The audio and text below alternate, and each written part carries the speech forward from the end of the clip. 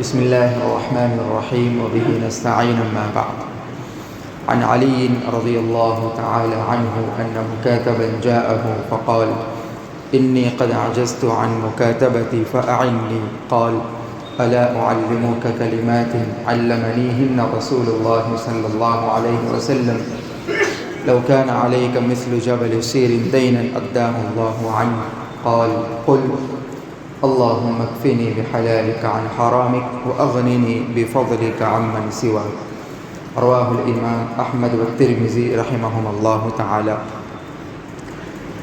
ترمذی اور مسند احمد میں یہ روایت ہے، حضرت علی کرم اللہ وجہہ کے پاس ایک غلام آیا جو مکاتب تھا، یعنی ایسا غلام کہ جس کا اور اس کے آقا کا آپس میں یہ ایگریمنٹ ہوا تھا کہ اگر اتنی مدت تک تو اتنی رقم ادا کر دے گا تو میں تجھے آزاد کر دوں گا. اس کو کہتے ہیں مکاتب. ایسا غلام حضرت علی کے پاس آیا اور کہنے لگا کہ میں بدلے کتابت ادا نہیں کر سکتا، جو آپس میں ہمارا ایگریمنٹ ہوا ہے، میں اپنے مالک کو، اپنے آقا کو وہ رقم ادا نہیں کر سکتا، مدت بالکل قریب ہے، میرے پاس دینے کے لیے کچھ ہے نہیں، اگر نہیں دوں گا تو واپس سے میں غلامی کی زندگی جیوں گا، غلام بن جاؤں گا، آزاد نہیں ہو سکوں گا، تو آپ میری کچھ مدد کیجیے. حضرت علی رضی اللہ عنہ کے پاس مالی مدد کرنے کے لیے اس وقت تو کچھ تھا نہیں، تو آپ نے ایک دعا سکھائی.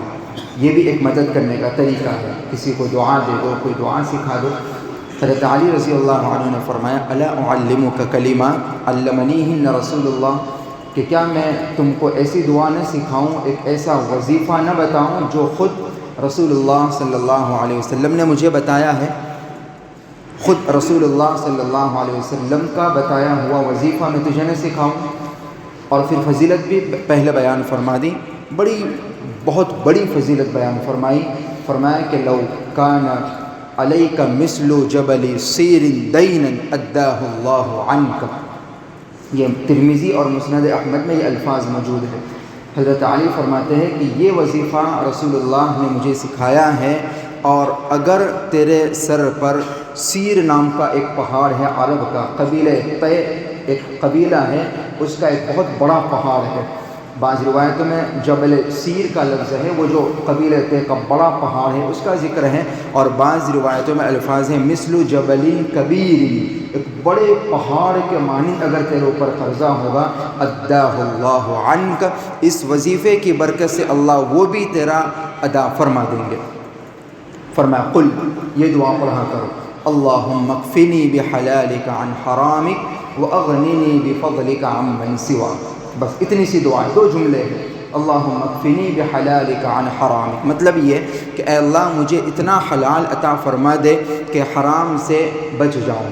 واغننی بفضلک عمن سواک، اور تیرا فضل اتنا فرما کہ تیرے غیر سے بے نیاز ہو جاؤں، کسی کے سامنے ہاتھ پھیلانے کی نوبت نہ آئے.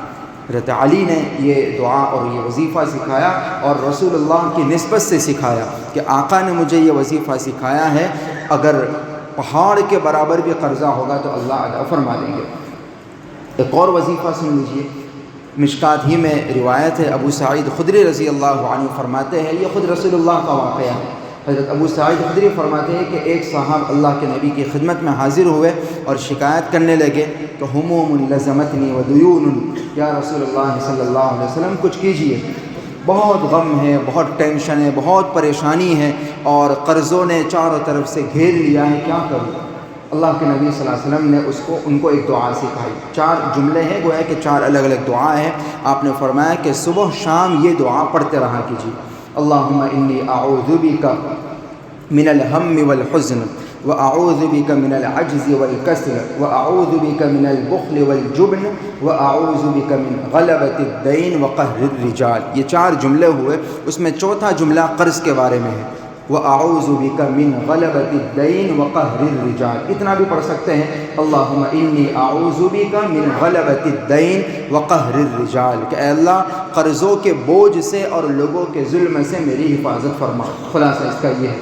وہ صحابی فرماتے ہیں کہ میں نے یہ وظیفہ شروع کر دیا، پڑھنے لگا، تو اللہ تبارک و تعالیٰ نے اس کی برکت سے کچھ ہی دنوں میں سارے غم بھی دور کر دیے اور قرضے بھی ادا کر دیے.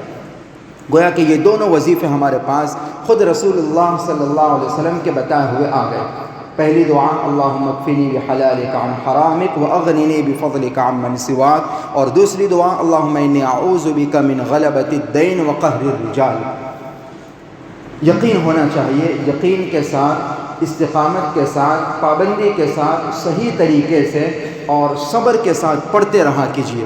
آپ دیکھیے انشاءاللہ تعالی ضرور اثر ہوگا، اور کیوں نہ ہو، خود آقا نے اس کی فضیلت بیان فرمائی ہے۔ ہم ادھر ادھر کے وظیفوں میں اور ادھر ادھر کے تعویذ گنڈوں میں پھنستے رہیں، اس سے اچھا کیا یہ نہیں ہے کہ خود ہمارے آقا نے جو وظیفہ ہمیں بتایا ہے، اور خود ہمارے آقا نے اور جو خود روایتوں میں جس کے فائدے بتائے ہیں کہ یہ پڑھنے سے تمہیں یہ فائدہ نصیب ہوگا، ظاہر اسے چھوڑ کر ادھر ادھر جانے کی کوئی ضرورت بالکل نہیں ہے۔ اس لیے دونوں دعائیں اچھی طرح یاد کر لیجئے۔ خود نماز میں جو آخری قاعدے میں اتحیات کے بعد دعائے معصورہ پڑھتے، اس میں بھی یہ دعا پڑھ سکتے ہیں، نفل نماز کے سجدوں میں بھی یہ دعا پڑھ سکتے ہیں، نمازوں کے بعد کی دعاؤں میں بھی آپ دعا مانگا کیجئے۔ اس کے علاوہ چلتے پھرتے اٹھتے بیٹھتے جو جتنا زیادہ اپنے آپ کو ضرورت مند سمجھے اتنی زیادہ ان دعاؤں کا اہتمام کیا کریں۔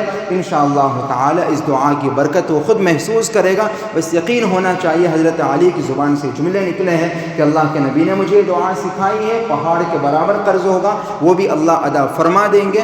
یہ فضیلت یاد رکھے اور اس پر یقین کے ساتھ انشاءاللہ ان دعاؤں کو پڑھتے رہیں گے تو ضرور اللہ تعالیٰ اس کا فائدہ ہمیں دکھائے گا۔ اللہ تعالیٰ ہم تمام کو ان وظائف پر یقین کامل نصیب فرمائے اور اس پر عمل کی توفیق عطا فرمائے، اس کے فوائد ہمارے اوپر ظاہر فرمائے، آمین۔